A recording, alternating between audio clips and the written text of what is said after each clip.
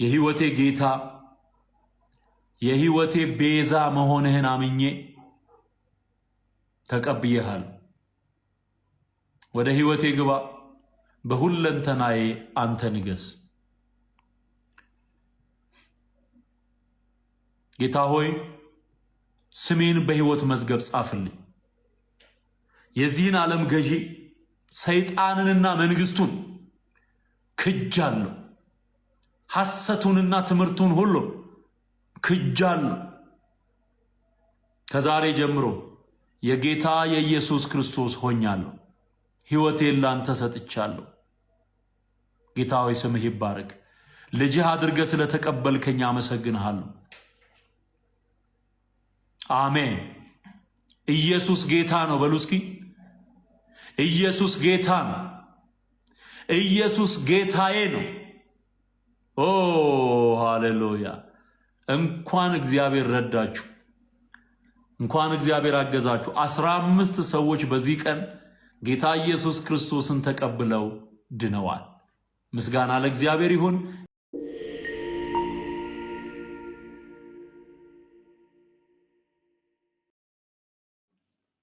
ከባድ እኔ አስጠነቅቃለሁ። ከኔ የሚጠበቀው እሱ ስለሆነ ያን ጊዜ ጭጋግና ጨለማ ወደቀበት፣ በእጁም የሚመራውን እየዞረ ፈለገ። በዚያን ጊዜ አገረ ገዢ የተደረገውን ባየ ጊዜ ከጌታ ትምህርት የተነሳ ተገርሞ አመነ ይላል። ይህ መጽሐፍ ቅዱስ ላይ ያለ እውነት። ሌላ ልጨምርልህ።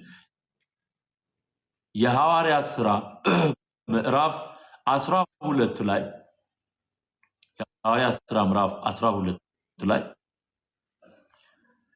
በዚያን ዘመን ንጉሱ ሄሮድስ መከራ ያጸናባቸው ዘንድ ከቤተክርስቲያኑ በአንዳንዶቹ ላይ እጁን ጫነባቸው የሚል ቃል ቁጥር 1 ላይ ታነባላችሁና ይሄ ሄሮድስ ሐዋርያቱን ሲያሰቃይ የነበረ ሰው ነው። እግዚአብሔር እንዴት እንደፈረደበት ልነግር ነው። ይሄ የመጽሐፍ ቅዱስ ትምህርት ነው የምነግርህ። ብጥስጣሽ ነገር ይዘህ ትዝታው እንዲያለ ለምትል ማለት የተበጣጠሰ ዕውቀት ይዘህ እኔ የምናገረውን አውቃለሁ ወንድሜ፣ የምናገረውን አውቃለሁ። አሳምሬ አስረዳሃለሁ፣ አስቀምጬ አስተምርሃለሁ። በቃ ትዕቢት አይደለም ይሄ። ይሄ በእግዚአብሔር ቃል ላይ ያለኝን እምነት ነው የምነግርህ። ዝም ብሎ ጴንጤ አይራገምም። አላፊ አግዳሚውን አይራገምም። መርቁ እንጂ አትርገሙ ተብሎ ተጽፏል። አዎ አላፊ አግዳሚ ሲረግም አይውልም። ለጌታ መንግስት እንቅፋት የሆኑ ግን ይጸልያል ወደ አምላኩ፣ አቅሙ እሱ ነውና ዞር ያደርገዋል። የሚቀጣውን ይቀጣዋል። ከነት ተስፋዬ ጋቢሶ ዘመን ጀምሮ በደርጉ ጊዜ የነበረውን አደገኛ የሆነ በክርስትና ላይ የዘመተ መንግስት ነው። ያን መንግስት ዞር አድርግልን እያለ ሲጮህ አልኖረም። ጴንጤ ሲጮህ አልኖረም ወይ? በመረጃ ነው የምነግርህ፣ በማስረጃ ነው የምነግርህ። ያን መንግስት እግዚአብሔር ዘመኑ ሲደርስ ዞር አላረገው። እያነሳ አማኞችን በሙሉ እስር ቤት ይወረውር የነበረው ያንን ዘመን እግዚአብሔር አልቀየረውም ወይ? ቀይሮታል፣ አስተካክሎታል። በዛን ዘመን ብዙ አማኞች ያለቅሱ ነበር። ልጆቻቸው የተገደሉባቸው አሉ። ምናልባት አንተ የመጣህበት ዘመን ሌላ ላይገባ ይችላል የነሱ ቁስል። በዛን ዘመን ግን በጣም ብዙ አይነት ችግሮች ነበሩ። ስለዚህ ወደ አምላካቸው ጮሁ ነበር። ከ17 ዓመት በኋላ ያንን መንግስት እግዚአብሔር እንዳይመለስ አድርጎ ዞር አድርጎታል። እንባ ያያል እግዚአብሔር፣ ጸሎት ያያል እግዚአብሔር፣ ይቀጣዋል እግዚአብሔር፣ አዋርዶ ይቀጣዋል። አዋርዶ ለማስመሰል መሞከር አያስፈልግም። ጴንጤ ያዝንም ድንጋይ አይደለም እኮ ሰው ነው። ያዝነው፣ ይቆጣል፣ ይቆጫል፣ በአምላኩ ፊት ያለቅሳል። ወጉን ይዛችሁታል አንዳንዶቻችሁ። ለማስመሰል አይባልም። ኧረ እሱ እኮ ሲል ነው የሚውለው እኮ ቤቱ። የቆዘመበትን ያዘነበትን ጉዳይ እኔ ፊት ለፊት ነው የምናገረው። የኔ ማንነት ፊት ለፊት በመናገር የሚያምን ማንነት፣ የግንባር ስጋ ማለት አልደብቅም። መጽሐፍ ቅዱሳዊ ትምህርቱን እነግርሃለሁ፣ እውነቱንም እነግርሃለሁ። ኦኬ። ከዛ ምን ይላል? ይሄ ሄሮድስ እንዴት እንደሞተ ልንገር። ከጢሮስና ከሲዶና ሰዎችም ጋር ተጣልቶ ነበር። በአንድ ልብ ሆነው ወደርሱ መጡ። የንጉሱን ቢትወደድ ብላስጦስን እሻሽ አሰኝተው እርቅ ለመኑ። አገራቸው ከንጉስ ሀገር ምግብ ያገኝ ነበርና በተቀጠረ ቀንም ሄሮድስ ልብሰ መንግስቱን ለብሶ በዙፋን ተቀመጠ። እነርሱንም ተናገራቸው። ህዝቡም የእግዚአብሔር ድምጽ ነው የሰውም አይደለም ብለው ጮሁ። ለእግዚአብሔርም ክብር ስላልሰጠ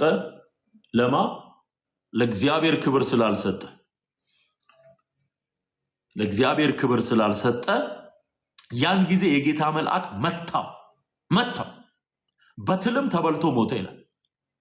በትል እንደዚህ አይነት ነገስታትን በትል እየተበሉ እንዲሞቱ በቁም ሳሉ በትል ተበልቶ ነው የሞተው። ይሄ አዲስ ኪዳን ኒው ቴስተመንት እግዚአብሔር አይቀጣም አይፈርድም ወይ? ይፈርዳል እንዴ? ትቀልዳለህ እንዴ? እግዚአብሔር ዞር ባያደርግ በዚህ ምድር ላይ ያሉ ክፉ ሰዎችን ዞር ባያደርግ ኖሮ ቤተክርስቲያን አትቀጥልም እንዴ? እነ ኔሮ የሚጠፋ ነገር ካለ ይኸው እዚህ የተጣለ ነገር ምንድን ነው የሚሸተኝ?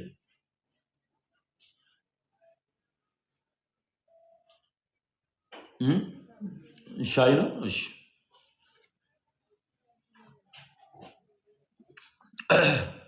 እነ ኔሮ ዞር ያደረጋቸው እግዚአብሔር ነው።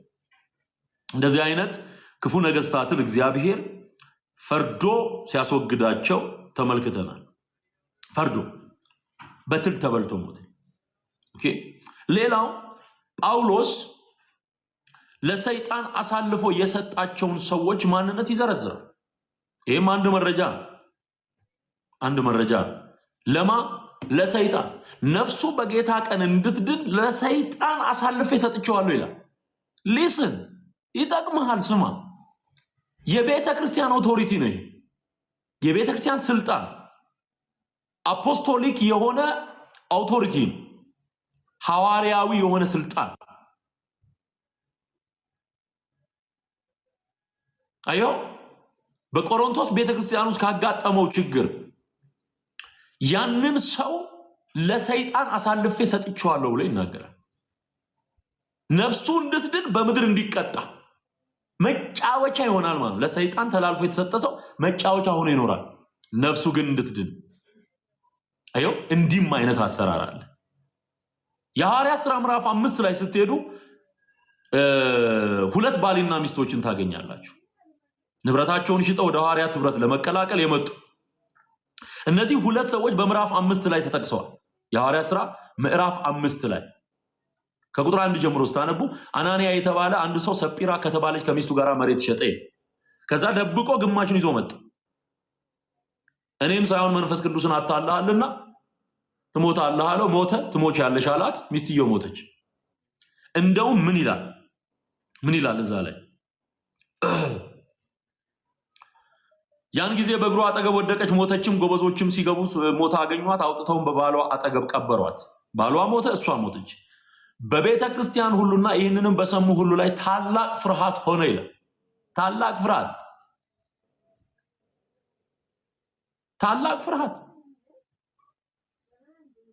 የሚያስፈራው የቤተ ክርስቲያን መልክ ይሄ ነው።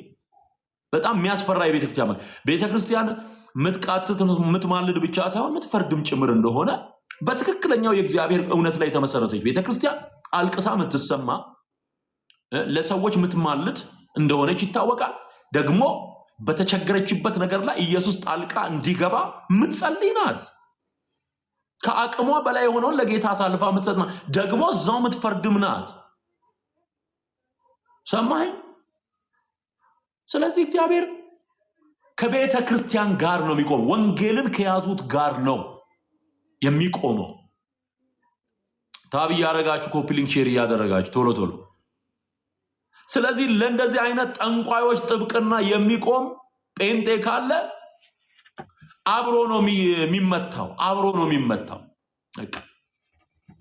አቋቋሙ ይታወቃል፣ ይዞታው ይታወቃል፣ በምን መንፈስ እንዳለ ይታወቃል።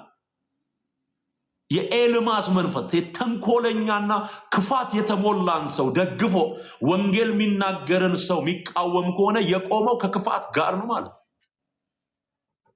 ስለዚህ እንደዚህ አይነት ነገሮችን እናያለን። ሌላው ለሰይጣን አሳልፌ የሰጠሁት የሚለው አለ፣ የሰጠዋቸው ብሎ ደግሞ የሚናገረው አለ ጳውሎስ። እነዚህ ሲሪየስ የሆኑ የመጽሐፍ ቅዱስ ትምህርቶች ናቸው።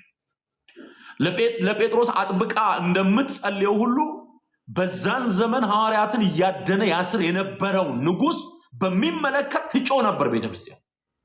በትል ተበልቶ የሞተው ከዛ በኋላ በትል ተበልቶ የሞተው እና ዓለሙን ትቶታል። እግዚአብሔር እንደፈለገ ሰው እንዲንቧች አድርጎታል እንዴ? በደንብ አድርጎ ይፈርዳል። የኔ ጌታ ስሙ ይባላል። ትላንት የተፈረዱ ፍርዶች አሉ፣ በቀደሙት ዘመናት አሁን እየተፈረደው ያለው ፍርዶች አሉ፣ ወደፊት የሚመጡ ፍርዶች አሉ። መጽሐፍ ቅዱስ እንዲህ ነው የሚጠናው። ዝም ብለህ የተነገረን የሸመደድከውን ብቻ አትጻፍ። ጴንጤ አስተውል አስተውል። ስለዚህ ለወንጌል እውነት እንቅፋት የሆኑ ወንጌል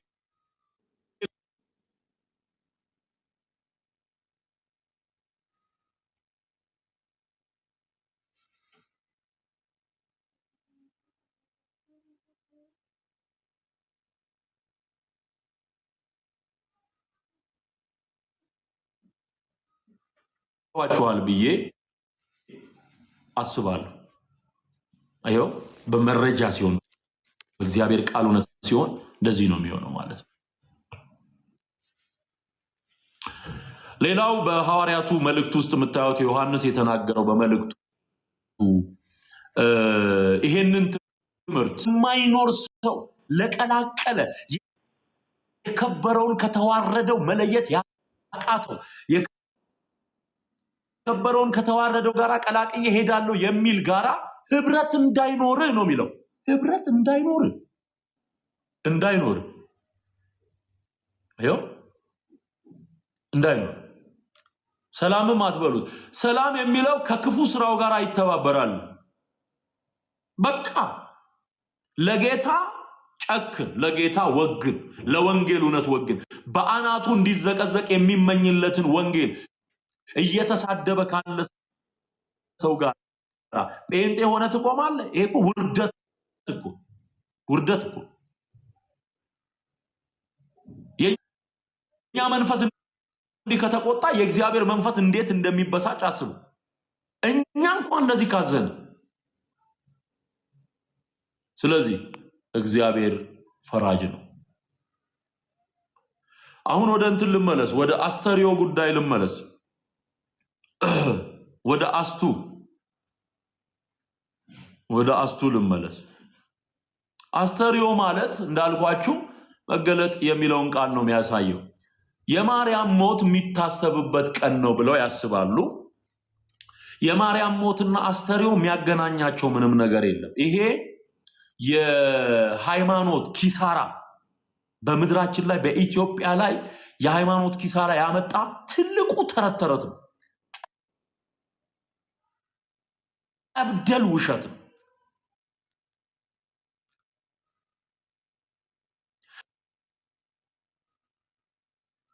ሞታለች ብሎ ከጀመረ ያስማማናል። ኦኬ። አሁን አንዳንዶቹ አልተነሳችም ስንላቸው ምን ለምን አልተጻፈም ስንላቸው በመጽሐፍ ቅዱስ ላይ የለም አልተነሳችም ማርያም አልተጻፈልንም ስንላቸው አይ ሞቷም እኮ አልተጻፈላችሁም ይላሉ። እና ያልተጻፈልህን ሞት አምነ ሞት በጥር ነሐሴ መቃብር ምትል ከሆነ ትንሣኤም አልተጻፈም፣ ዝም ብለን የፈጠርከው ማለት ነው። ዝም ብለን የፈጠርከው። ስለዚህ መጽሐፍ ቅዱስ እንደ መሰረታዊ ዕውቀት እንድትይዙት የምፈልገው መጽሐፍ ቅዱስ ሁሉንም ዲቴል አልጻፈልንም። ለምሳሌ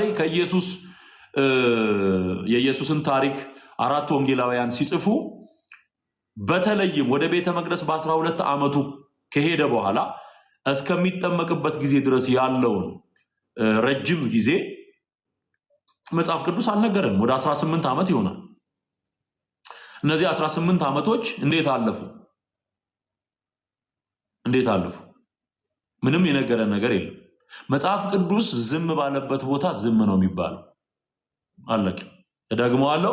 መጽሐፍ ቅዱስ ዝም ባለበት ቦታ ላይ ዝም ነው የሚባለው። አትቀባጥርም ማለት ነው። ወጋው ቀባጣሪ መንፈስ።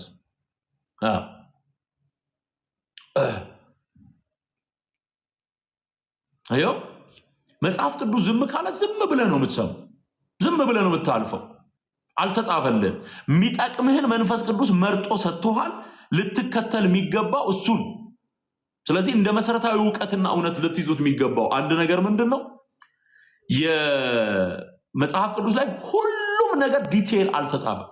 የሚጠቅም ግን ተጽፏል። ዮሐንስ በወንጌሉ እንደተናገረው ምንድን ነው የሚለው? ምዕራፍ 20 ላይ ሐዋርያው ዮሐንስ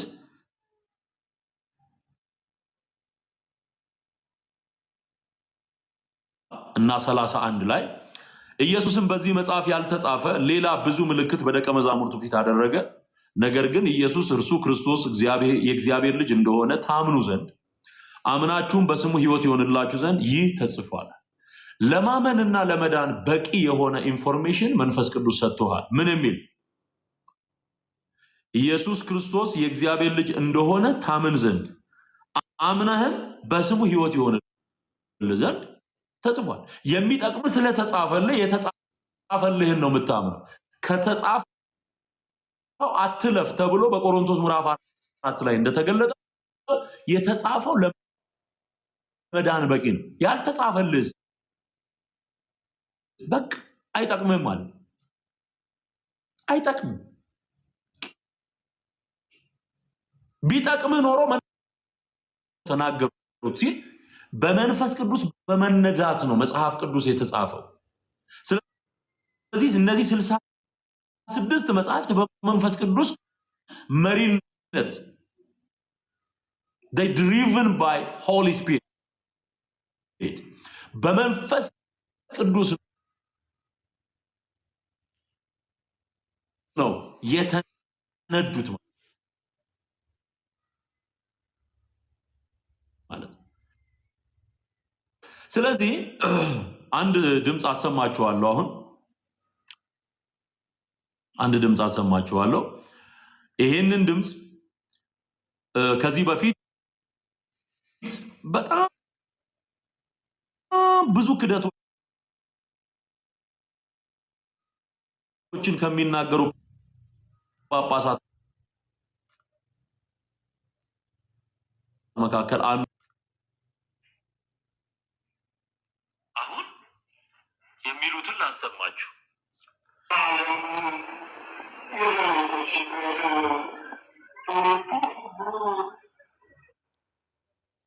ይህንን ነገር የሚያስተምሩት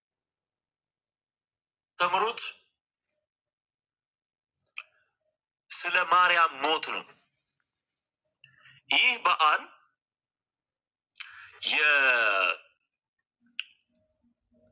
የአስተርዮ ማርያም ተብሎ የሚጠራ በዓል ላይ ያስተማሩት። አስተርዮ ማርያም ማለት የማርያም መገለጥ ማለት ነው። በነገራችን ላይ ይሄ አስተርዮ ማርያም የሚለውን ኮንሰፕት አጥና ስለ አዲሱ ኪዳን ይሄንን ትምህርት ዩቲዩብ ላይ ከዚህ በፊት መረጃ አድርጌ ሳቀርብ የተጠቀምኩት ነው እና ስሙት። አሁን ጳጳሱ የሚሉትን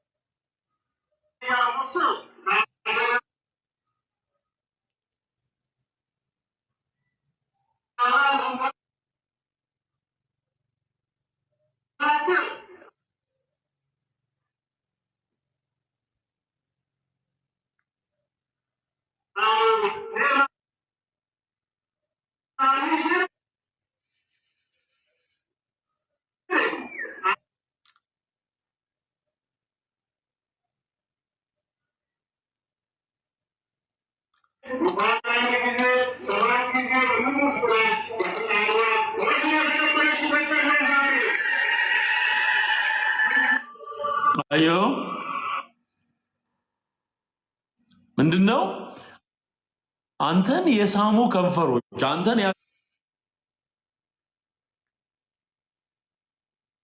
ያቀፉ ክንዶች እንዴት ይሙቱ ብለህ ትፈርዳለህ ብላ በዚህ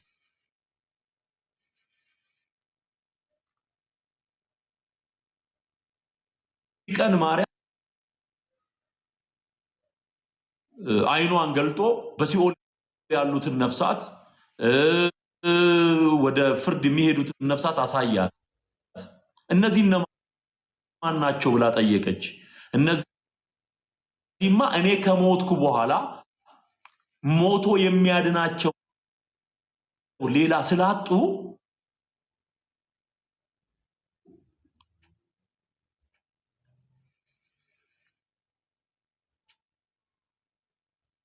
ጥላሸት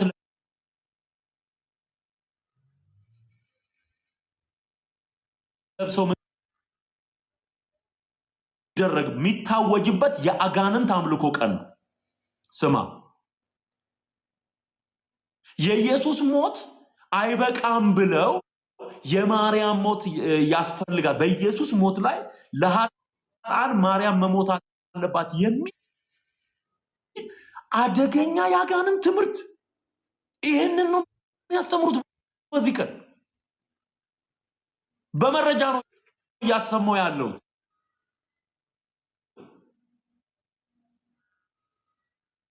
ቆመው የሚናገሩት ይህንን በሕያው እግዚአብሔር ፊት ምነግራችሁ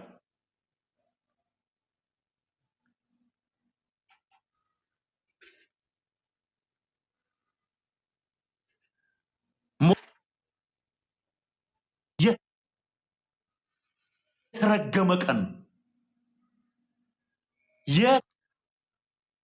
የተረገመ ቀን።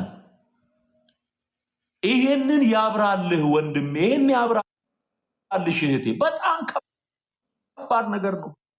በጣም በጣም ከባድ ነገር ነው። አንተ የኢየሱስ ዓለም መድኃኒት እንደሆነ እናውቃለን ተብሎ የተመሰከረው ቃል አንደኛ ዮሐንስ ምዕራፍ 4 ላይ ቁጥር 14 ላይ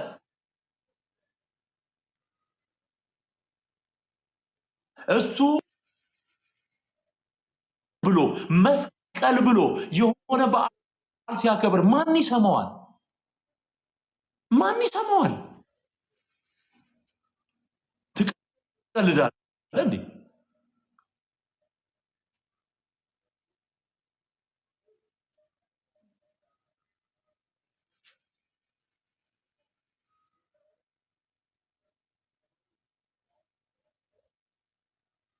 እንደዚህ የተረገመ የእግዚአብሔርን ቃል የሚቃወም ትምህርት በዓል ተሰርቶለት ታቦት ተቀርጾለት መቅደስ ታንጾለት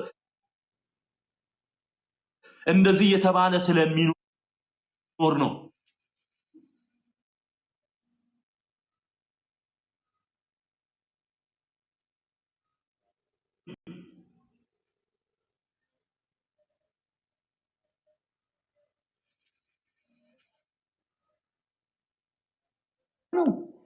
ይሄ እግዚአብሔርን መስደብ ነው። ይሄ መንፈስ ቅዱስን መስደብ ነው። ምን ልትሰሪ ነው የምትሄጂው? እንዲህ አይነት ቦታ ምን ልትሰራ ነው የምትሄደው? ጌታ ኢየሱስን የማይወድ ቢኖር የተረገመ ይሁን ተብሎ እንደተጻፈ ይሄ እርግማን ነው አሁን ፕራክቲካሊ በምድሪቱ ላይ የሚተገበር።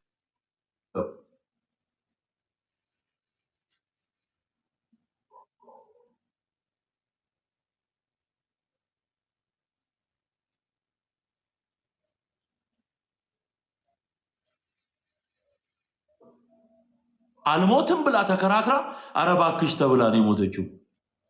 የማርያምን ክብር የሚነካ የኢየሱስን እናት ክብር የሚነካ የጌታ የኢየሱስን ክብር የሚነካ ዓለም የዳነበትን የኢየሱስን ደም እንደ ርኩስ ነገር የሚቆጥር የተቀደስንበትን ያንን የኪዳኑን ደም የእግዚአብሔርን ልጅ የሚረግጥ የተቀደስንበትን የጸጋውን መንፈስ የሚያክፋፋ የአጋንንት ትምህርት እንዴ ምንድነው? ሁለት አይነት ቢላዋ ታዋው እንጂ አንዱን የኢየሱስ ደም ከኃጢአት ሁሉ ያነጻል ተብሎ ተጽፏል። ዓለምን የቀደሰው ደም የኢየሱስ ደም ነው።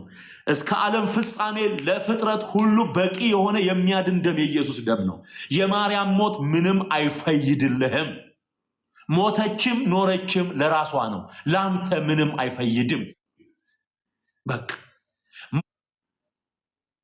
ሞቱ ትርጉም ያለው ኢየሱስ ብቻ ነው። አለቀ። ሞቱ ትርጉም ያለው ሕይወትን የሰጠ የኢየሱስ ሞት ነው። የደሙ መፍሰስ ትርጉም ያለው የኢየሱስ ነው። የማንም ደም ቢፈስ ለአንተ ትርጉም የለውም። የኢየሱስ ደም ፈሶልሃል።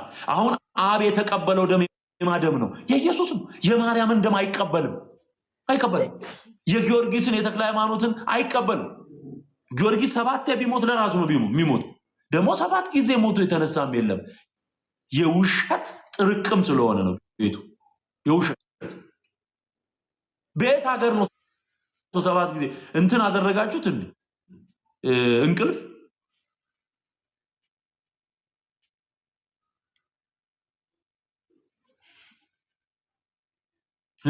እንትን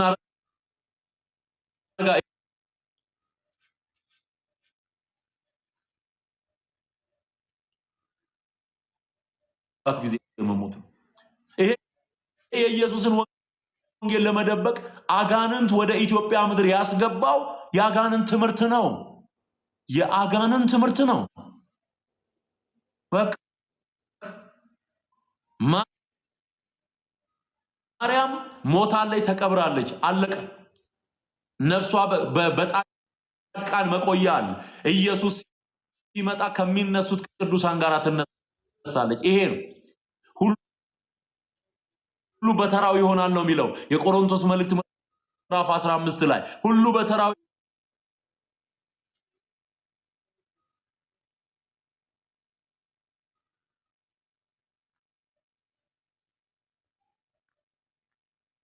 ጳውሎስ ምዕራፍ 4 ላይ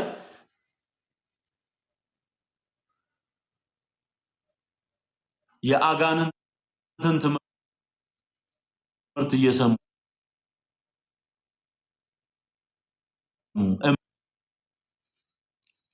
የማርያም ሞት መገለጥ ነው ወይ?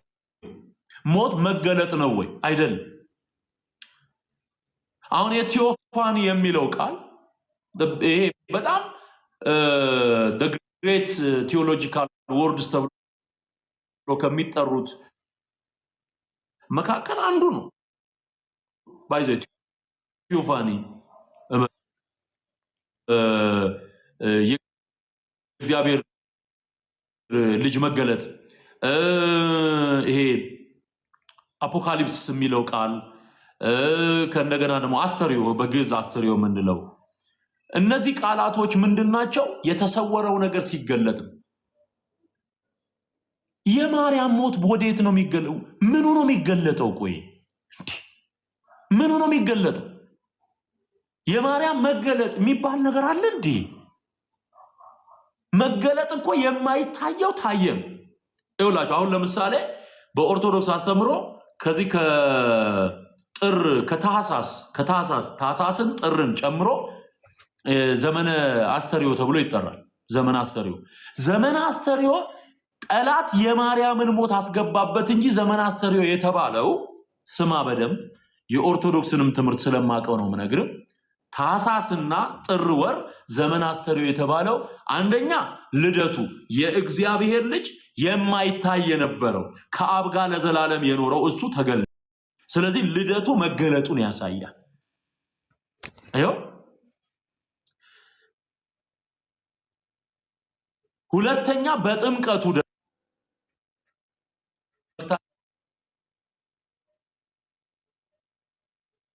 ይሄ ትሪኒቲ የምንለው ኮንሰፕት ወይም ደግሞ ሶስትነት የተገለጠበት ነው። ይሄዳል። የማርያም ሞት ምኑ ነው አስተርዮ? ምኑ ሞት እኮ አስተርዮ የለውም እንዴ? ከሙሴ ከአዳም ጀምሮ ከመጀመሪያው ሟች ከአቤል ጀምሮ ብዙ ተረቱ ማለት ተረቱ ሞተች። እሷ በሞተች ጊዜ ታውፋንያ የሚባል እና አይሁድን ሰብስቦ መጥቶ እናቃጥለው የማርያምን አስከሬን እናቃጥል ብሎ አስተባብሮ ሆይ ያለ መጣ። ከዛ ተረቱን ነው የነገርኳቸው ያለው። ይሄ በታምረ ማርያም ላይ የተጻፈ ታሪክ ነው። ባይዘው ኪዳነ ምሕረት የሚለው ኮንሰፕት መነሻው ጽንሰ ሐሳቡ ያለው አስተርዮ የሚባለው ይሄ ማርያም አስተርዮ ማርያም በሚባለው ቀን በዚህ ቀን ኮንሰፕቱ ያለው ይሄ ኪዳነ ምሕረት ናት፣ ታድነናለች፣ ታማልደናለች የሚለው የአጋንን ትምህርት የተወለደው አስተርዮ ማርያም በሚለው በዚህ ቀን ትምህርት ውስጥ ነው። ስማ፣ በደንብ ስማ። በዚህ ውስጥ ነው የመጣው።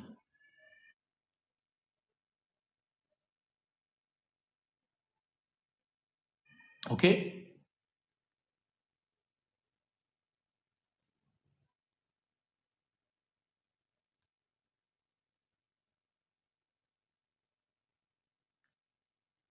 አስከሬን ከጥር እስከ ነሐሴ ጥር፣ የካቲት፣ መጋቢት፣ ሚያዝያ፣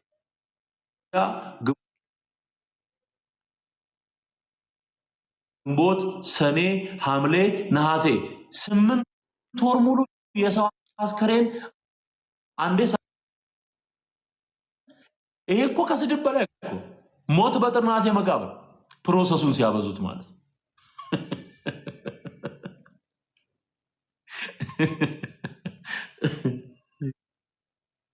ቄስ ተንኮል እኮ አንተ ከባድ ነው።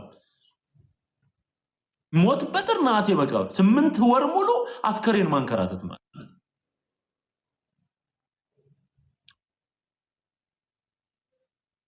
በነገራችን ላይ በዚህ ጥምቀት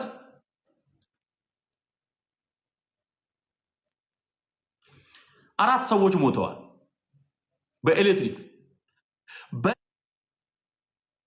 በየበዓላቱ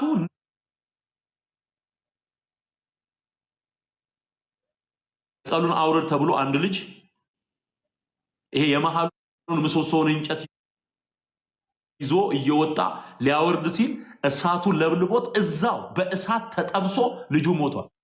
እዚሁ አዲስ አበባ በየበዓላቱ ንግስ ደርሰን መጣን ሲሉ አሁን ባለፈው ወላይታ አካባቢ የደረሰው አደጋ መኪና ውስጥ ያሉት በሙሉ ያለቁበት አሁን ጥምቀት ብሎ አስተርዮ ማርያም ብሎ እያከበረ የሚሞታል። ገብርኤል ንግስ ብሎ ገደል የሚገባ ስንታል ነፍሳት የሚገበርላቸው አማልክት አሉ። ደም የጠገበ ዘንዶ አለ። እግዚአብሔር ይውጋው፣ የተወጋ ይሁን። እኔ ዝም ብዬ አልናገርም። ለምናገረው ነገር እንትናል ማስረጃ አለ። 4 ሰው ነው ያለቀው እዚያው አንዴ ኤሌክትሪክ እንትን ብሎ። ከዛ ደግሞ ለአስተርዮ ማርያም እመጣለሁ እኔም የሚለውን ዘፈን ይዘፍናል ወጥቶ። ከዛ አስተርዮ ማርያም ይላል ሎሚ ይወራወራል ከዛ በኋላ ዘፈኑን ይዘፍናል። አስተርዮ ማርያም ምንም ብሎ ነው የሚዘምረው? እዛው ገብቶ ሞት በጥር ነሐሴ መቃብር እያለ ይዘምራል። አስተርዮ በሰማይ ሆነ እያለ ይዘምራል። በሰማይ ሆነ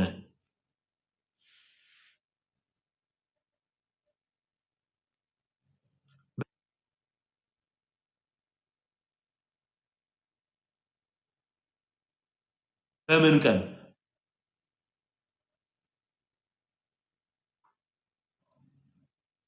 የመቤቴ ሆነናል ሶራ ለብሶ አድር የመቤቴ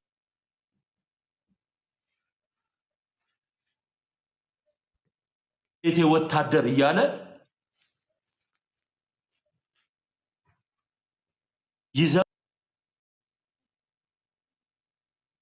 ማን ይናገር? ቄሱም እኮ እስክስታ ወራጅ ነው።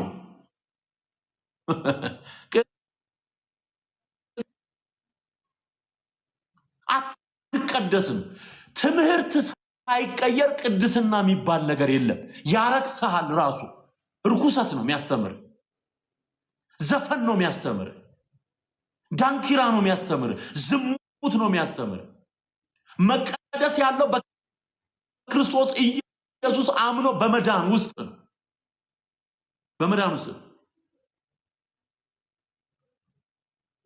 በየሚዲያው የምትሰማው ምንድን ነው? አይቀደስም።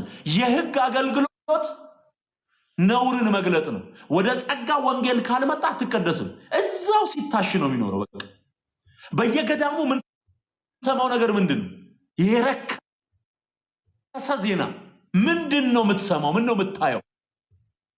በየዜናው የሚቀርበው ምንድን ነው? እርስ በርስ። ስለዚህ ዳንኪራ ረጋጭ ነው። እዚሁ መስቀል አደባባይ ላይ የአእላፋት ዝማሬ ብሎ ነጭ ለብሶ ያየኸው በማግስቱ ጎንደር ሄዶ ለጥምቀት ዳንኪራ ሲረግጥ የምታየው እሱም በቃ ዳንኪራ ሲረግጥ ሲል ሲጨፍር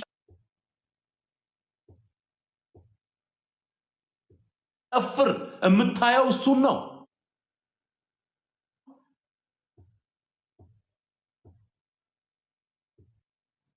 ይሄ ውሸት ነው። ተስማምተ ምን ለምን አብረህ አዝግም እንደሚባለው እዛው የምትኖር ማንም ስምህን አያነሳ። ማንም እግዚአብሔር ረድቶ ንስሐ ገብተ ጌታን አውቀ ኢየሱስን ተቀብለ የህይወት አቅጣጫህን መርጠ አየው ህይወትን ለክርስቶስ ሰጠ እውነተኛውን ወንጌል ማገልገል ስትጀምር ይመጣል ሊሳል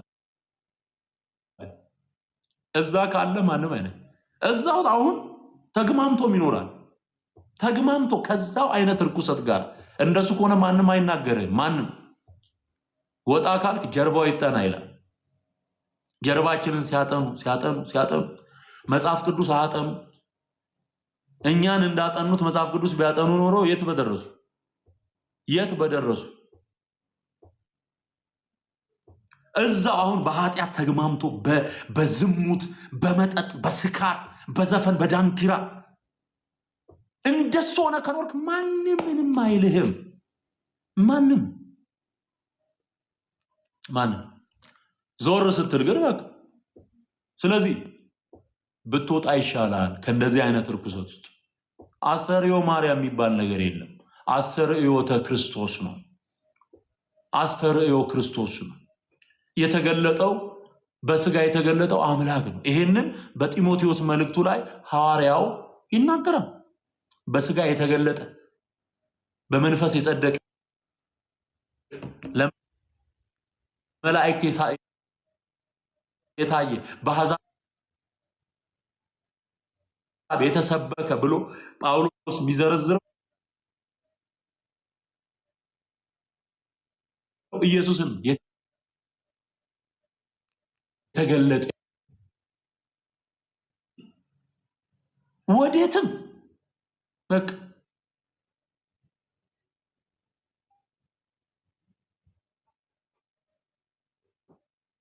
ስድብ አሰልጥኖ መልአክ ነው የነሱ። አሁን ንስሐ አባት ስድብ ነው የሚያሰለጥ። መጽሐፍ ቅዱስ ለብቻቸው ሲያነቡ ካየ አንቺ ልጅ አላማረኝም ይላል። አላማረኝም ይሄ መጽሐፍ ቅዱስ ይዘሽ የምትቀመጪው ነገር ተርጓሚ ሳይኖር ይላል። ለብቻቸው አታንብቡ ይላል። ለምን?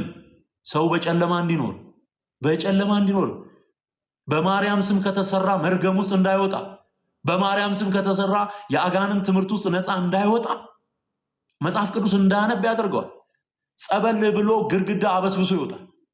የሰው ግድግዳ አበስብሶ የሚተርከው ግን ይሄንን የንብላ የንጠጣው በዓል እርኩሰት።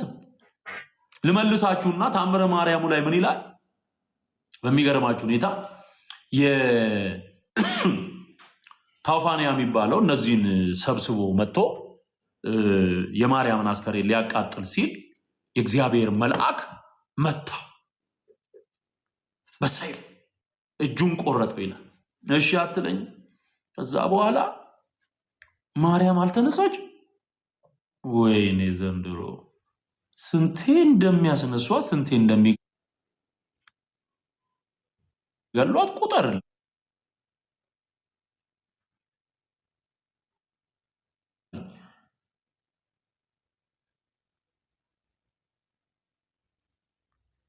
ሞታ እኮ ሊቀብሯት ሲሉ እኮ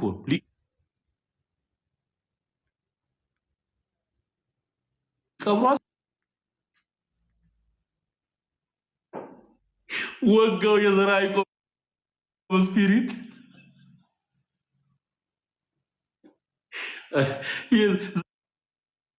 ዘራ ያዕቆብ ነው የደረሰው። ይሄንን ዘራ ያዕቆብ የሚባለው ንጉስ ነው። ዘራ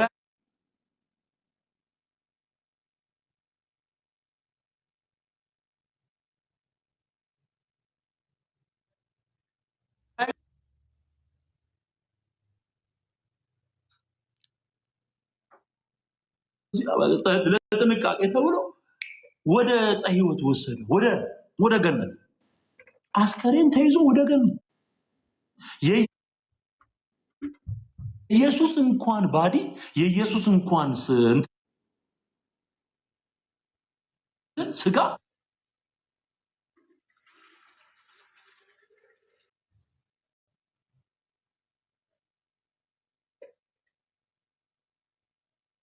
እንዳይለው አስወጣው ይልና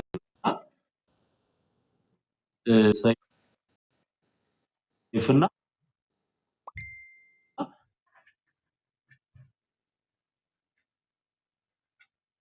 ሱራፊ በሚል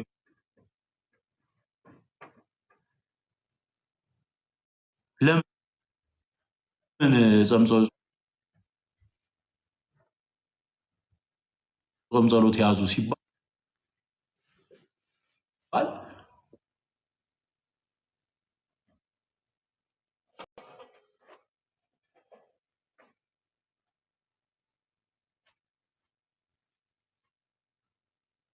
በሙሉ ሰብስቦ ወሰዳቸው። ኢየሱስ መጣ። በሙሉ ሐዋርያ ዲስኩር እኮ ነው። ሐዋርያቱን በሙሉ ይዞ ወደ ሰማይ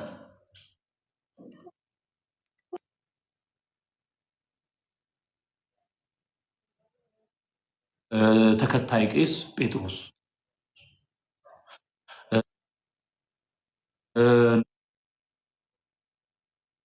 ንፍቅ ምናምን ነገር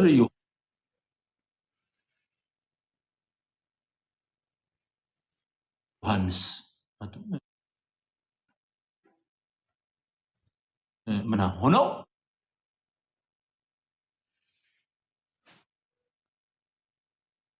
ቆረቡ። እየሰማኸኝ ነው ወንድሜ? ስማኝ፣ ይጠቅማል። ይኸው ይሄ ነው።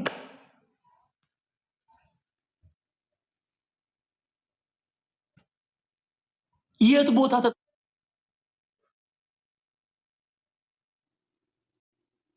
ተጻፈል? እንግዲህ የሄደው ነው እንጂ መጻፍ ያለበት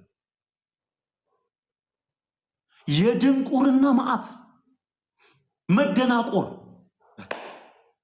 ከዛ ሳትለኝ መች አለቀ? አልጨረስኩም እኮ ብለህ አስበው። አሁን ሰላም ለኩልክሙ እያለ ሲያዜም ማለት ነው እዛ ሰማይ ላይ።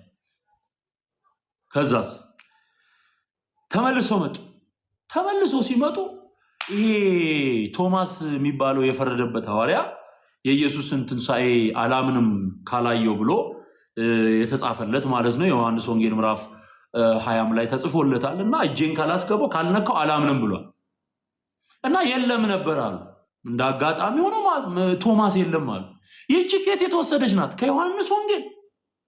ኢየሱስ ሲያሳያቸው ማንነቱን ቶማስ አልነበረም። ከዛ ቶማስ ባለበት መጥቶ ና ያመንክ እንጂ ያላመንክ አትሁን ብሎ ጎኑን እንዲዳስስ አደረገው። አምላኬ ጌታዬ ብሎ ጮኸ ይላል። ይህችን ታሪክ ወደ ማርያም ሞት አመጡና ማን ከማን ያንሳል በሚል ስፒሪት ማለት ነው። ይህ እኮ መጨረሻ እኮ አደገኛ እኮ አሰራር እኮ። አልገባህም? የተሰራው እግር በእግር እየተከተሉ የኢየሱስን ወንጌል መቃወም ነው። መቃወም ነው የተያያዙት። አየው። ከዛስ እነሱ መጥተው ቁጭ ብለዋል። መጣን ደርሰን መተን እዛ አይተን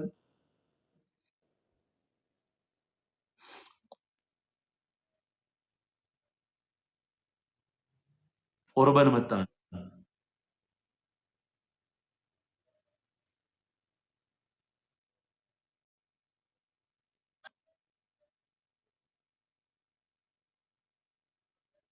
ከዛ ሲመለሱ ይዘው መጥተዋል ነው የሚለው ታሪኩ ሳረሳው። ከዛ አስከሬን ይዘው መጡ። አስከሬን ይዘው መጥተው ደግሞ ምን አደረጉ? ቀበሯት ይላል።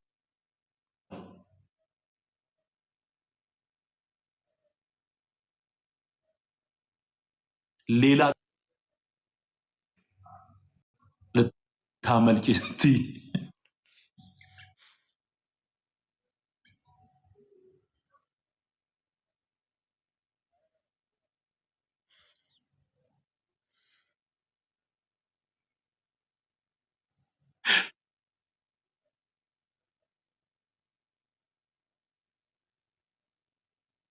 በጸ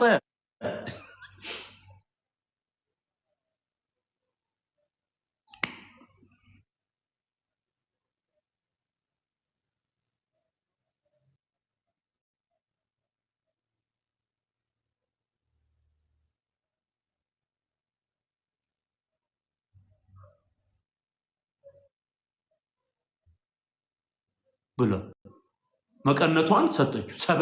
ሰበን ሰጠችው። ተበጸበጸ።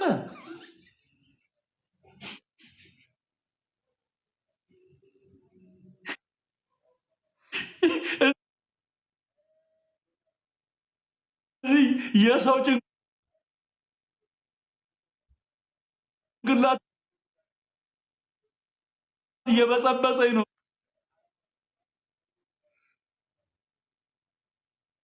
እስካሁን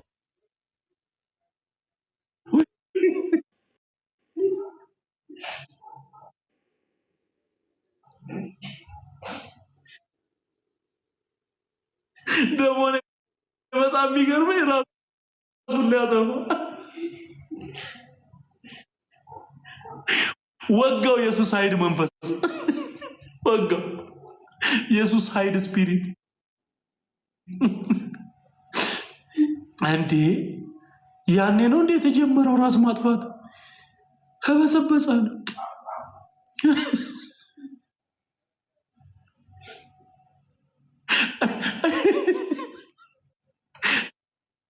ይኸው እንዲህ ነው። ከዛ ሰበን ተቀብሎ ወረደ። ሳይፈጠፈጥ እግዚአብሔር አጥሩ ሆዱ ብቻ ተበዘበዘ። አደጋ አልደረሰበትም። ሆዱ ብቻ ነው።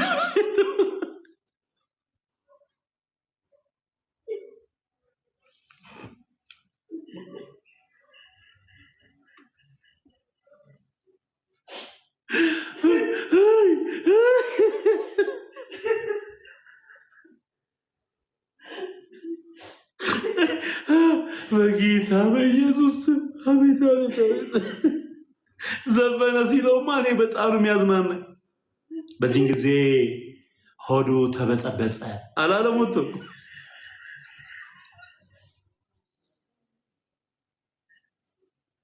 ወይም መበጻበጽ። አረ ሆዴ በኢየሱስ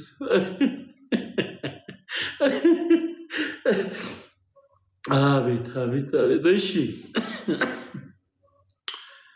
ከዛ መጣ ቶሚ መጣ። ከዛ ሐዋርያቱን አገኛል። እንዴ ከየት መጣ አሉት። ተገናኘን እኮ አላለም። የት ተገናኘ? አየር ላይ። እናንተማ እዚህ ለብቻችሁ አይታችሁ፣ እኔ ይኸው አየር ላይ አግኝቻት ሰበን ተቀብዬ መጣ መቀነ ተቀብዬ መጣው ምናምን እያለ ይኸው አታዩም እንዴ ይዤ የመጣሁት ምናምን እያለ በቃ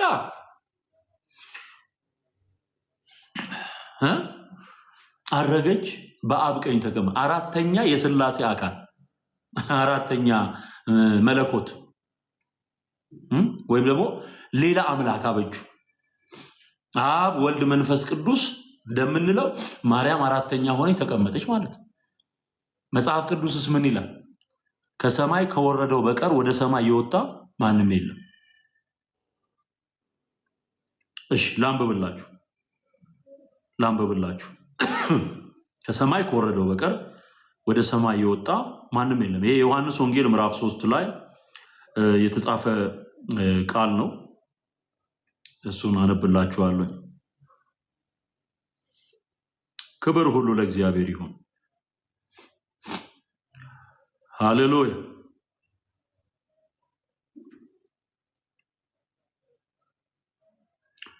በጣም እኮ ነው አንተ ዝም ብለህ ስትሰማው ማለት ነው ታሪኩ በቃ ልብ ነው በሳቅ የሚፈርሰው ልብ። ከሰማይ ከወረደው በቀር ወደ ሰማይ የወጣ ማንም የለም።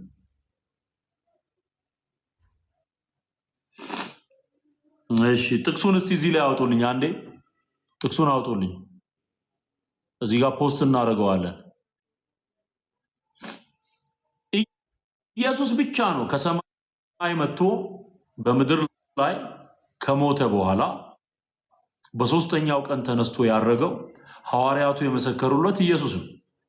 ሌላ በዚህ አይነት ሁኔታ ድል ነስቶ አድርጎ በአብ ቀኝ የተቀመጠ ማንም የለም። ወጋው የአጋንን ትምህርት ነው ይሄ። ማርያም ተነስታለች አድርጋለች በአብ ቀኝ ተቀምጣለች የሚል ይሄ የመጥቆራ ትምህርት ነው፣ የጠቋር ትምህርት ነው። ታቦት የተቀረጸለት ጋኔን የሱ ትምህርት ነው፣ የሱ ትምህርት ነው።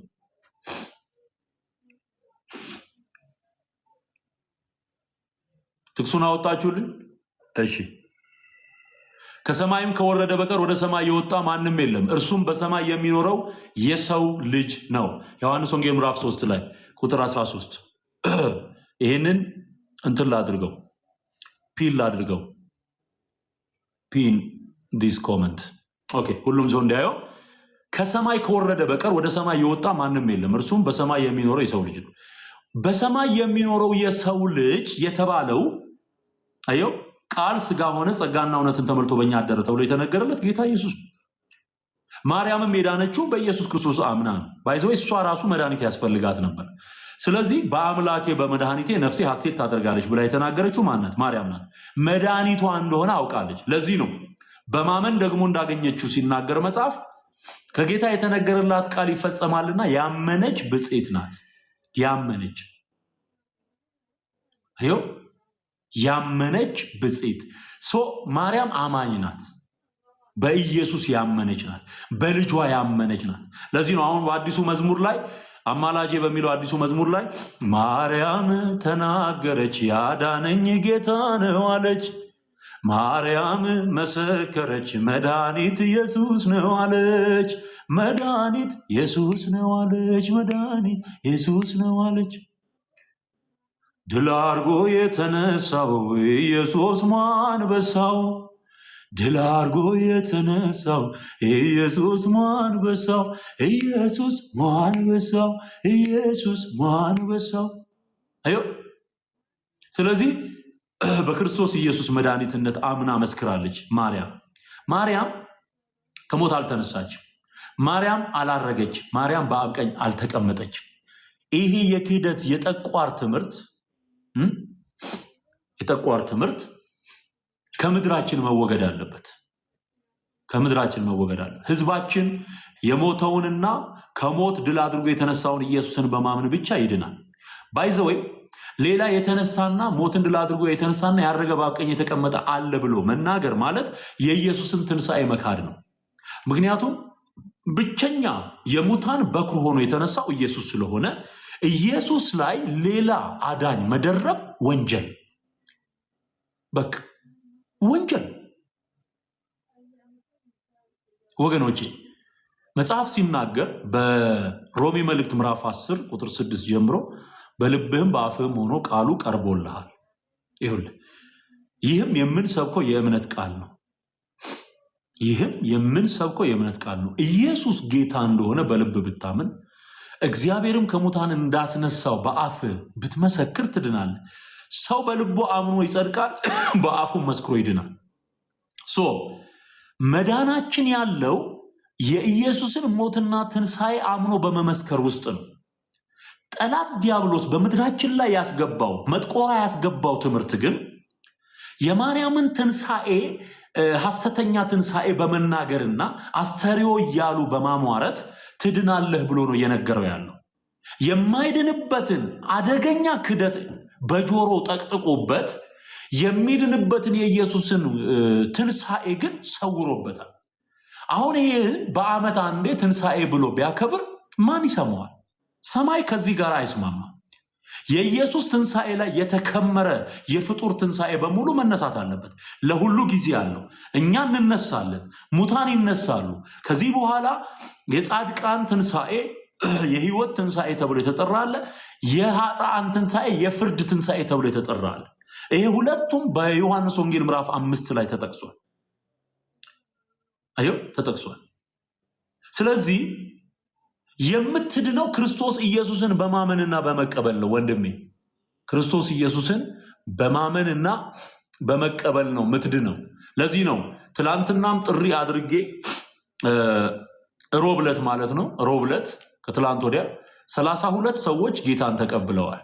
ዛሬም ጥሪ አደርጋለሁ። ጌታ ኢየሱስን መቀበል የምትፈልጉ ሰዎች የኢየሱስ ትንሣኤ ነው እንጂ የሚያድንህ ሐሰተኛው የማርያም ትንሣኤ አይደለም። ገደል ነው የሚከትህ። አስተርእዮ እያሉ ተነሳች ትንሣኤሽን ያሳየን እያሉ ደቀ መዛሙርቱ የማርያምን ትንሣኤ ለማለት ጾም ገቡ የሚል የመጥቆራ ትምህርት ቀርፈጣ ሞት የተነሳው የተጻፈልህን እመን፣ ያልተጻፈ ተረተረተው። ይሄ ነው እውነት። ልነግራችሁ የምፈልገው ይሄንን ለኃጢአተኞች ማርያም አልሞተችም። የማርያም ሞት እንኳን ላንተ ለራሷ ምንም አይፈይድም። ለማርያም ለራሷ ምንም አይፈይድም። ኖርማል ነው፣ ማንም ሰው እንደሚሞተው። የኢየሱስ ሞት ግን ትርጉም አለው። ትርጉም አለው። ሃሌሉያ!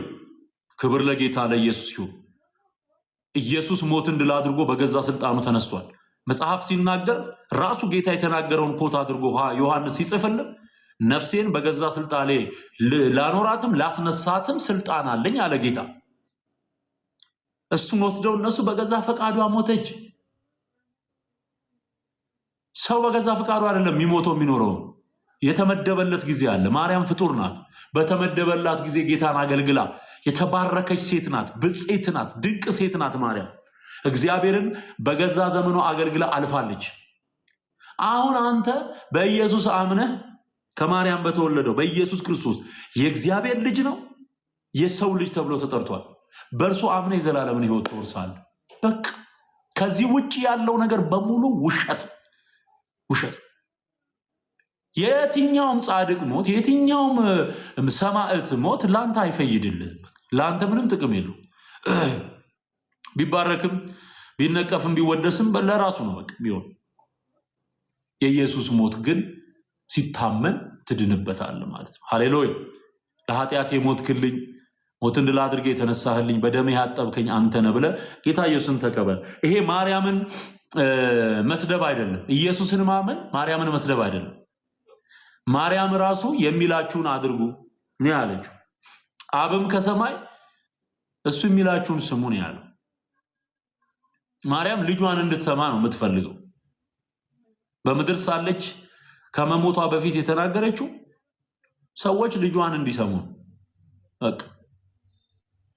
ስለዚህ የእግዚአብሔር ቃል የሚናገረው ይህን እውነት ነው። ተረቱን ተውት። የነዘራ ያዕቆብ ቅዠት ነው። የሚጠቅምህ ማቴዎስ፣ ማርቆስ፣ ዮሐንስ፣ ሉቃስ የጻፉልህን ወንጌል መስማት ማወቅ።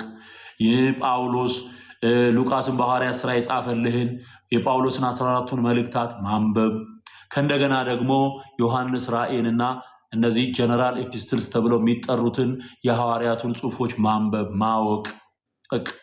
ይሄ ነው የሚጠቅምህና ወንድሜ ወደ ወንጌል እውነት እንድትመለስ በጌታ ፍቅር ጥሬን አቀርብልሃለሁ። ኢየሱስ ጌታ ነው። እስቲ ማን ነው ዛሬ ደግሞ ጌታን መቀበል የምትፈልጉ?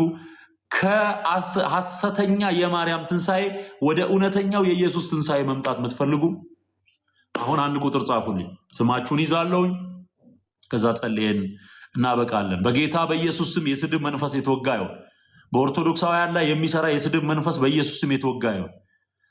ፕሮፋይላቸውን የማርያም ስዕል ብለው የሚያስቡትን አድርገው የሚሳደቡ ሁሉ ወጋውልን። መንፈሰ ጽርፈት የተወጋ ይሁን። በግዕዝ መንፈሰ ጽርፈት ይለዋል። የስድብ መንፈስ የተወጋ ይሁን በጌታ በኢየሱስ በጌታ በኢየሱስ በጌታ በኢየሱስ። እግዚአብሔር ያፍርሰው። በምድራችን ላይ ያለ ተራጋሚ መንፈስ፣ ተሳዳቢ መንፈስ፣ አንገቱ ላይ ክር አስሮ የሚሳደብ ስራው ይፍረስ። ዳጊ እንኳን ደህና መጣ። እሺ ይዛለሁኝ ስምህን አንድ ቁጥር ጽፈህልኛል። ዳጊ እንኳን ደህና መጣ። ክብር ለኢየሱስ ይሁን። አንደኛ ዳጊ ነው። እሺ ሁለተኛ አንድ ሰው አይቻለሁኝ፣ ጆሲ። እሺ ጆሲ፣ ክብር ለኢየሱስ ይሁን። እንኳን ደህና መጣችሁ። እንወዳችኋለን። ዘመናችሁ ይባረክ። እሺ ቦስ እንኳን ደህና መጣ ወንድሜ። ጌታ ኢየሱስ ይባርክ። ውጋው፣ ይሄን የስድብ መንፈስ ውጋ። ጴንጤ ጸልይ። ተቃዋሚ ተሳዳቢ መንፈስ በኢየሱስ ስም ስራቸው ይፍረስ። ሲሱ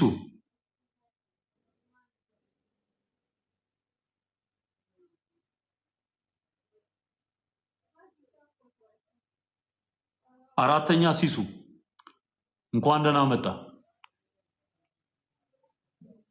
ጸልይ ጴንጤ ውጋው፣ ይሄን የስድብ መንፈስ በጌታ በኢየሱስ ስም የተወጋ ይሁን። ስራው የፈረሰ ይሁን።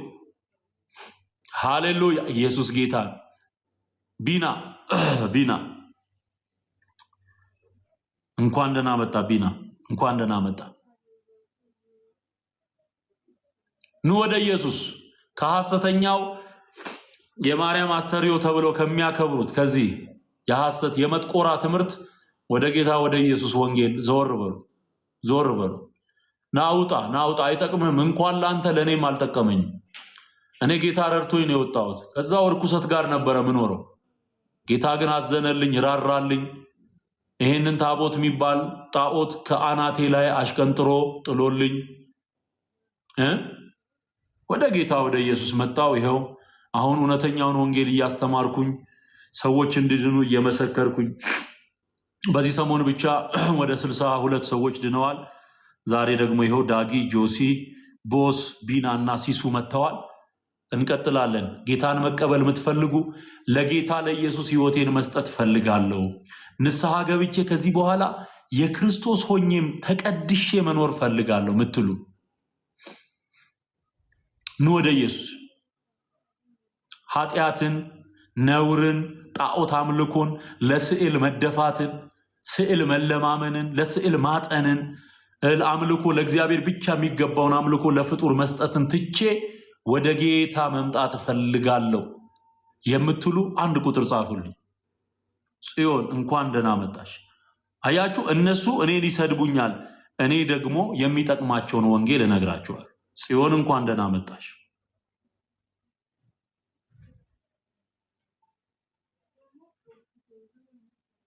ጽዮን እንኳን ደህና መጣሽ። እየተሳደበም ቢሆን ይስማ። ሰሞኑን አንድ ምስክርነት ነበረኝ። በጣም ነበር ምሰድብህ፣ በጣም ነበር ምቃወምህ፣ ነገር ግን እግዚአብሔር ወቀሰኝ። ያው አሁን የጌታ ሆኛለሁ አለችኝ አንዲት እህት። ቡርቴ እሺ ቡርቴ እንኳን ደህና መጣሽ ቡርቴ። ጌታ ኢየሱስ ይወድሻል። ቡራ እሺ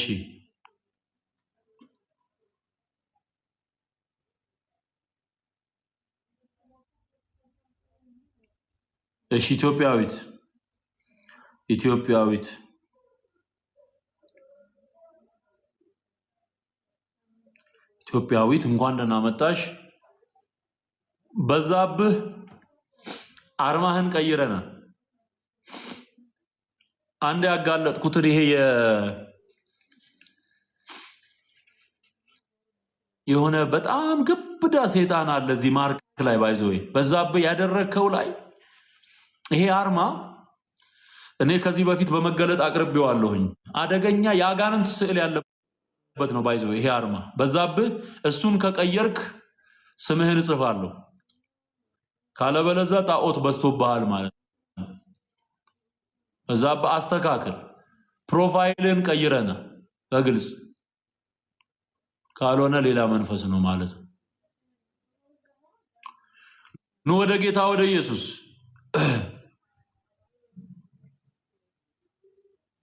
ስምንት ሰው ደርሰናል።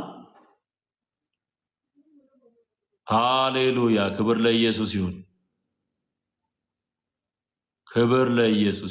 ሃሌሉያ! እንኳን ደህና መጣችሁ በሏቸው። እንኳን ደህና መጣችሁ፣ ጌታ ኢየሱስ ይወዳችኋል እያላችሁ ጻፉ። ኑ ወደ ጌታ እያላችሁ ጻፉላችሁ። አሜን። ያድናል ኢየሱስ ያድናል፣ ጌታዬ ያድናል፣ በሕይወት ያኖራል። አንተ ሰው ትፈልጋለህ ዘላለም መኖር ታይቶልህ፣ አንቺ ሴት ይፈልግሻል አዳኝሽ ነፍሱን ሰጥቶሻል። ሃሌሉያ! ትፈልጊያለሽ። ኢየሱስ ነፍሱን የሰጠልሽ ጌታ እሱ ይፈልግሻል። ኑ ወደ ኢየሱስ። ጌታ ስራ እየሰራ ነው። ከዛ እዚህ ጌታን የምትቀበሉ ወንድሞቼና እህቶቼ ጤናማ የወንጌል አገልግሎት ትምህርት የሚያስተምሩ አብያተ ክርስቲያናት አሉ። እዛ ሄዳችሁ መሰረታዊ ክርስትና ትምህርት ተምራችሁ አውቃችሁ ገብቷችሁ የእግዚአብሔርን ቃል በመረዳት በቅድስናና በጽድቅ ህይወት እግዚአብሔርን በማክበር እንድትኖሩ አደራ ላለሁኝ። እዚህ ጌታን መቀበል ብቻ ሳይሆን ተቀብላችሁ ሄዳችሁ ከዛ ግን በእውቀት ማደግ፣ በእምነት በጸጋ ማደግ በጣም በጣም ያስፈልጋል እና ቶሎ ቶሎ በሉ። ጌታን መቀበል የምትፈልጉ 8 ሰዎች ይዣለሁ። 9 ሰው ይቅርታ፣ 9 ሰው ይዣለሁ።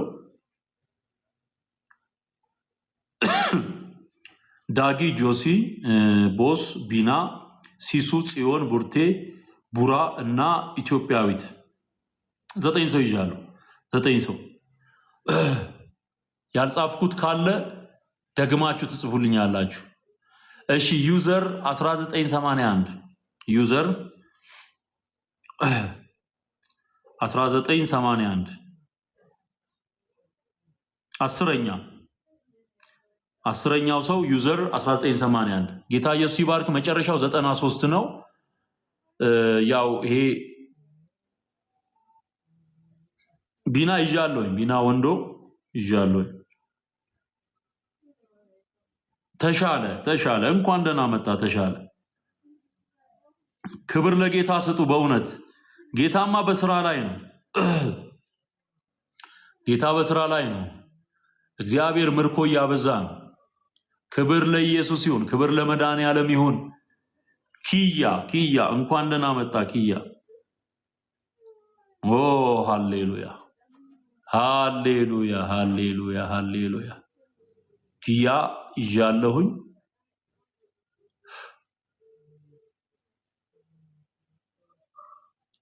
እሺ ኪዩ 148 ኪዩ 148 ሃሌሉያ እንኳን ደህና መጣ ይዣለሁኝ። እሺ ኪዩ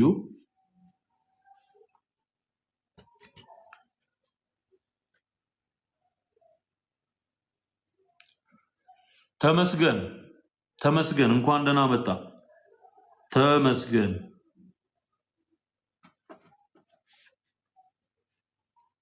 ተመስገን እንኳን ደህና መጣ። ፖሊካርፕ የሚልም እንትን አለው። ጌታ ኢየሱስ ይባርክ። እንወድሃለን። እንኳን ደህና መጣ። ሌላ አለ ይቀረ ካለ ሃሌሉያ። ስንት ሰው ደረስን ማለት ነው? 1 2 3 4 5 6 7 8 9 10 11 12 13 14 ደርሰናል። ጌታ ይባረክ። ሃሌሉያ። ኑ እንዳትፈሩ። ቦስ ይዣለሁኛው ቅድም መጀመሪያ የጻፍክልኝ ይዣለሁ። እንዳትፈሩ። እድርና እቁብ ከኢየሱስ አይበልጥም ወንድሜ። እድርና እቁብ ያስወጡናል ብለው የሚፈሩ አሉ። እድር እኮ የዘላለም ህይወት አይሰጥህም፣ ይቀብረሃል እንጂ ቀብርህን ያሳምሩልሃል። እንትን 4 ኪሎ ልትቀበር ትችላለህ። የትም ተቀበር፣ ኢየሱስ ከሌለ ህይወት የለህም። የመቃብር ቦታ ዋስትና አይሆንም።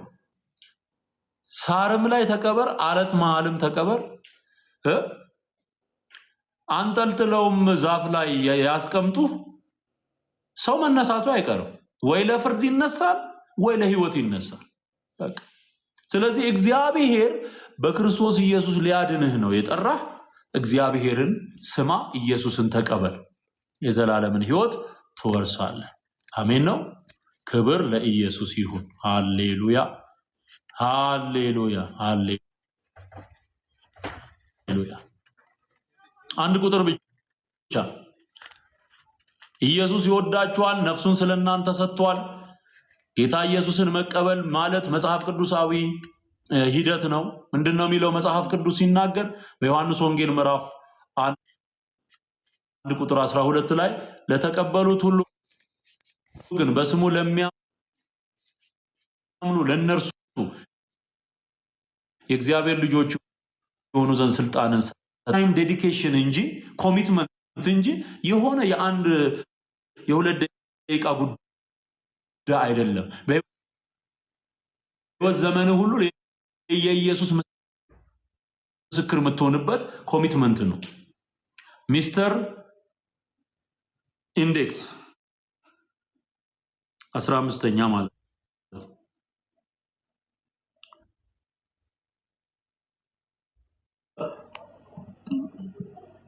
ያድናል። ኢየሱስ ያድናል፣ በህይወት ያኖራል።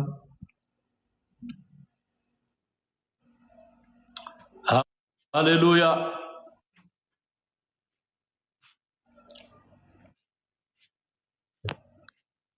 ክብር ለኢየሱስ ይሁን። ክብር ለጌታ ይሁን። ና ወደ ኢየሱስ፣ ኢየሱስ ይሻልሃል። ከእንትን ከሐሰተኛ የማርያም ትንሣኤ ወደ እውነተኛው የኢየሱስ ትንሣኤ መምጣት፣ ከመጥቆራ ተረት ወደ ወንጌል እውነት ዞር ማድረግ ራስን ነው የሚሻል። እንወዳችኋለን፣ እንወዳችኋለን። እኛ ሰውን አንጠላም። ኢየሱስ ፍቅር ነው። አዎ የምንመሰክረው ደግሞ ለስሙ ክብር እኛ የሱን በጎነት ልንመሰክር የተመረጥን ምርጥ ትውልድ የንጉሥ ካህናት እንደሆንን ጴጥሮስ በመልእክቱ ተናግሯል እና ምዕራፍ 2 ላይ የተመረጠ ትውልድ ቅዱስ ሕዝብ ለርስቱ የተለየ ወገን ናችሁ ነው የሚለው። ግን በጎነቱን ነው የምንናገረው። በጎነቱ ሃሌሉያ፣ በጎነቱን እንናገራለን። የእግዚአብሔር በጎነት ሃሌሉያ።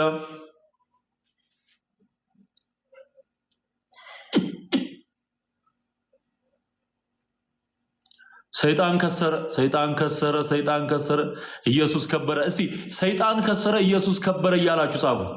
አንድ ጊዜ ሰይጣን ከሰረ ኢየሱስ ከበረ። ወይም ደግሞ መጀመሪያ ኢየሱስን አስቀድሙ። እንደውም ቆይ ኢየሱስ ከበረ ሰይጣን ከሰረ እያላችሁ ጻፉ።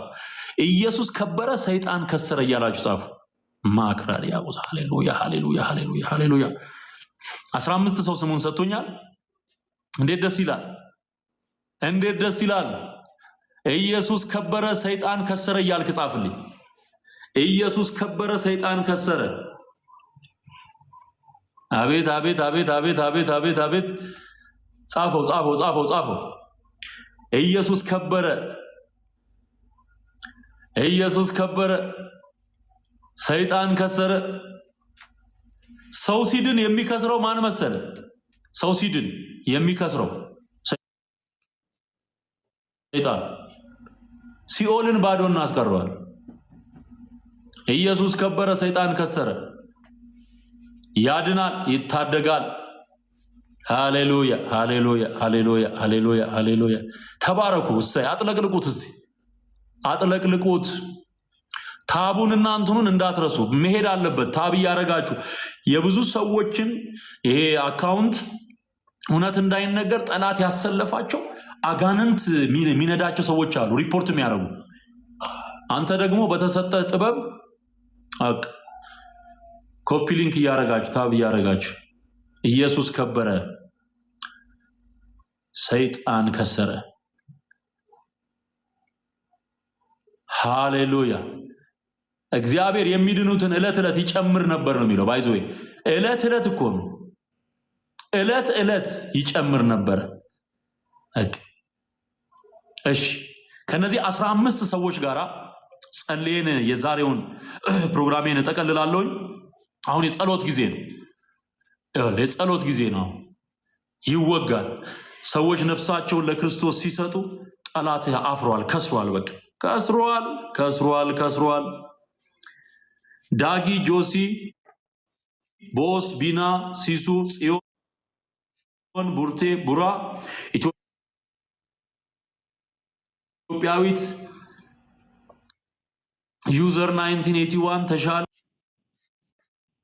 ኪያ፣ ኪዩ 148፣ ተመስገን እና ኢንዴክስ 15 ብቻ ይሆናል። ተመቶ ይወጣል። የዝሙት መንፈስ፣ የዳንኪራ መንፈስ፣ የስድብ መንፈስ፣ የክፋት መንፈስ፣ የርኩሰት መንፈስ፣ የመጥቆራ መንፈስ በአማልክት ስም ምድሪቱ ላይ የተሰገሰጉ በሙሉ ተመተው ይወጣሉ፣ ተመንጥረው ይወጣሉ። ስፍራውን ኢየሱስ ብቻ ይቆጣጠረዋል። ሃሌሉያ! ለእግዚአብሔር ክብር ይሁን። አሁን የቃል ኪዳን ሰዓታችን ከጌታ ከኢየሱስ ክርስቶስ ጋር በመስቀል ላይ ከሞተልን ጌታ ጋር ይሄንን የከበረ ኪዳን እናደርጋለን። የሰይጣን ስራው ይፈርሳል። አሜን። ክብር ለጌታ ይሁን። ተንበርክካችሁ እጃችሁን አንስታችሁ ከኔ ጋር ይሄን ጸሎት እንጸልያለን። እኔን ቄሱን ከንቱ ኑሮ አባቶቼ ከኖሩበት ከንቱ ኑሮ ያወጣኝ ጌታ ስሙ ይባረክ። ወደዚህ ጌታ ነው የሚጠራዋቸው። አሜን አሜን አሜን። ጽድቃችን ኢየሱስ፣ ብቃታችን ኢየሱስ፣ ትንሳያችን ኢየሱስ። ወደ እርሱ መተሻል፣ ወደ እርሱ መተሃል ወንድሜ። አሁን ጌታ ኢየሱስ ጋር ነው ኪዳን የምታደርገው። ከኢየሱስ ጋር በአይነ ህሊና ኢየሱስን እያሰብክ የሞተልህን እያሰብክ ለእኔ የተከፈለ ነው እያልክ እየመሰከርክ ነው። አሜን። እንጸልያለን። ክብር ለእግዚአብሔር። እጆቻችሁን አንሱ። ጌታዬና አምላኬ በሉ። መድኃኒቴ ኢየሱስ ክርስቶስ ሆይ አንተ የሕያው የእግዚአብሔር ልጅ ነህ። እኔን ለማዳን በቀራንዮ በመስቀል ላይ እንደ ተሰቀልክልኝ፣ እንደ ሞትክልኝ፣ በሶስተኛውም ቀን ሞትን ድል አድርገህ እንደ ተነሳህልኝ በልቤ አምኛለሁ፣ በአፌም እመሰክራለሁ። ጌታ ሆይ እኔ ኃጢአተኛ ነኝ፣ አንተ ግን ጽድቄ ነህ። በሕይወት ዘመኔ ሁሉ የሰራሁትን በደልና ኃጢአቴን ይቅር በለኝ፣ በንጹህ ደምህ እጠበኝ፣ ስሜን በሕይወት መዝገብ ጻፍልኝ። ከዚች ቀንና ሰዓት ጀምሮ አንተን የሕይወቴ መድኃኒት፣ የሕይወቴ ጌታ፣ የሕይወቴ ቤዛ መሆንህን አምኜ ተቀብዬሃል። ወደ ሕይወቴ ግባ፣ በሁለንተናዬ አንተ ንገስ። ጌታ ሆይ ስሜን በሕይወት መዝገብ ጻፍልኝ። የዚህን ዓለም ገዢ ሰይጣንንና መንግስቱን ክጃለሁ። ሐሰቱንና ትምህርቱን ሁሉ ክጃለሁ። ከዛሬ ጀምሮ የጌታ የኢየሱስ ክርስቶስ ሆኛለሁ። ሕይወቴን ላንተ ሰጥቻለሁ። ጌታ ሆይ ስምህ ይባረክ። ልጅህ አድርገህ ስለተቀበልከኝ አመሰግንሃለሁ። አሜን። ኢየሱስ ጌታ ነው በሉ እስኪ። ኢየሱስ ጌታ ነው። ኢየሱስ ጌታዬ ነው። ኦ ሃሌሉያ። ኢየሱስ ክርስቶስን ተቀብለው ድነዋል። ምስጋና ለእግዚአብሔር ይሁን። የረዳን አምላክ ስሙ ይባረክ። አሁን እጸልይላችሁና እናበቃለን። ጻድቅ አባት እግዚአብሔር ሆይ እናመሰግንሃለን። አንተ መልካም ነህ። ስላበዛህልን ጸጋ፣ ስለሰጠህን የክብር ህይወት፣ ስለተገለጠልን እውነት፣ ሰዎችን ሁሉ የሚያድን የእግዚአብሔር ጸጋ ተገልጧል ብሎ እንደተጻፈ ስለተቀበልነው ጸጋ እናመሰግንሃለን። ደግሞ እኔ ዳንኩትን ድነት ሰዎች እንዲያውቁት እንድመሰክር ይሄን ጸጋ ስላበዛህልኝ አመሰግንሃለሁ። ስለ ዳኑት ነፍሳት ተባረክ። ከኔ የሆነ አንዳች ነገር የለም፣ ሁሉ ካንተና ባንተ ላንተ ነው። ስምህ ለዘላለም የተቀደሰ ይሁን። አባት እግዚአብሔር ሆይ እነዚህን ዛሬ እጆቻቸውን ዘርግተው ተንበርክከው ልጅህን ኢየሱስ ክርስቶስን የተቀበሉትን ሁሉ በስምህ አክብራቸው። ሕይወታቸው የተባረከ ይሁን በኢየሱስ ክርስቶስ ስም።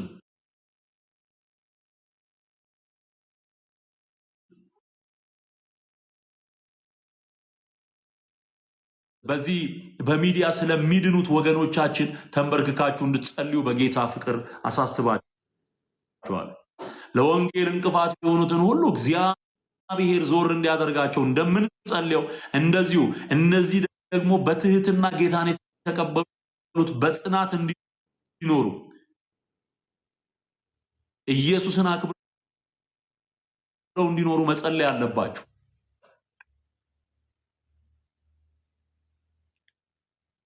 አባት እግዚአብሔር ሆይ ስም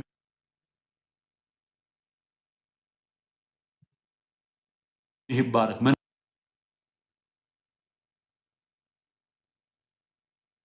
ሁሉ በስምህ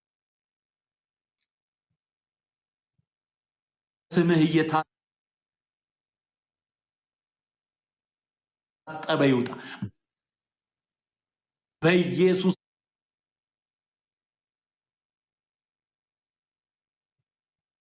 ክርስቶስ ስም ተጠራርጎ ይውጣ። ስራው የፈረሰ ይሁን።